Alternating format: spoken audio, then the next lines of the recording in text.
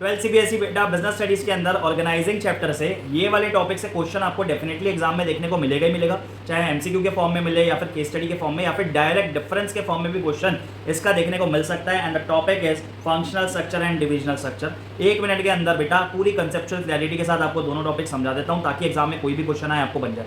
सबसे पहली बात करते हैं बेटा फंक्शनल स्ट्रक्चर की। तो जो फंक्शनल स्ट्रक्चर होता है ना वो बेस्ड होता है फंक्शंस पे। किस पे? फंक्शंस पे। जैसे ऑर्गेनाइजेशन के अंदर आपने डिपार्टमेंट्स बना दिया on the basis of various functions such as production department, आपका sales department, marketing department, finance department. तो जो भी डिपार्टमेंट बनाया है वहाँ पे सिर्फ वही वाला काम होने वाला है। प्रोडक्शन में प्रोडक्शन से रिलेटेड काम होगा, सेल्स में सेल्स से रिलेटेड काम होगा एंड सो ऑन।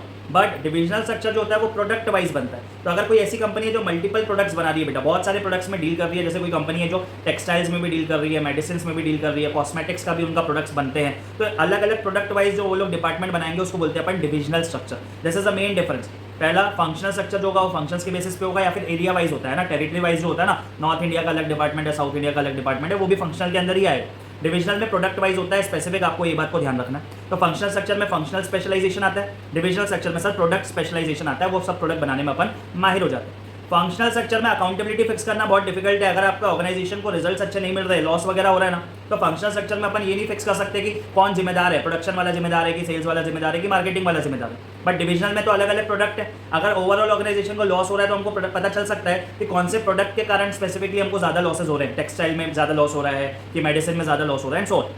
तो अकाउंटेबिलिटी डिविजनल में फिक्स की जा सकती है, फंक्शनल में ईजी नहीं है फिक्स करना। उसके बाद बात करते हैं अपन पैसा किसमें ज़्यादा खर्चा होने वाला है सर? डिविजनल कॉस्टली होगा, बिकॉज उसमें हर एक प्रोडक्ट के लिए आपको अलग से ऑर्गेनाइजेशन का पूरा सेटअप बनाना पड़ेगा, अलग से फैक्ट्रीज होंगी, अलग से ऑफिस का स्पेस होगा, अलग से एम्प्लॉइज को हायर करना पड़ेगा। तो डिविजनल में खर्चा ज़्यादा होगा, वो कॉस्टली होगा, और फंक्शनल वाला इकोनॉमिकल होगा, यहाँ पे ज़्यादा खर्चा होने वाला नहीं है। उसके बाद अगर बात करें अपन लास्ट में कि जो फंक्शनल स्ट्रक्चर है वो सुटेबल किसके लिए होगा, तो functional structure will be suitable for single product company, ऐसी कंपनी जो सिंगल प्रोडक्ट्स बना रही है। और डिविजनल वाला किसके लिए सुटेबल होगा? मल्टी प्रोडक्ट कंपनी के लिए जो बहुत सारे प्रोडक्ट्स बना के बेच रही है बेटा। बस इतनी सी बात होगा, आप ध्यान रखो। डिफरेंस आया तो डिफरेंस भी लिख सकोगे, केस स्टडी आई तो इजीली आइडेंटिफाई कर पाओगे कि आंसर फंक्शनल है या फिर आंसर डिविजनल है। आई होप ये टॉपिक आपको अच्छे से क्लियर हो गया होगा। ज़्यादा से ज़्यादा ये रील अपने फ्रेंड्स के साथ शेयर कीजिए ताकि सबको फंक्शनल और डिविजनल स्ट्रक्चर के बीच का डिफरेंस समझ में आ सके। Thank you.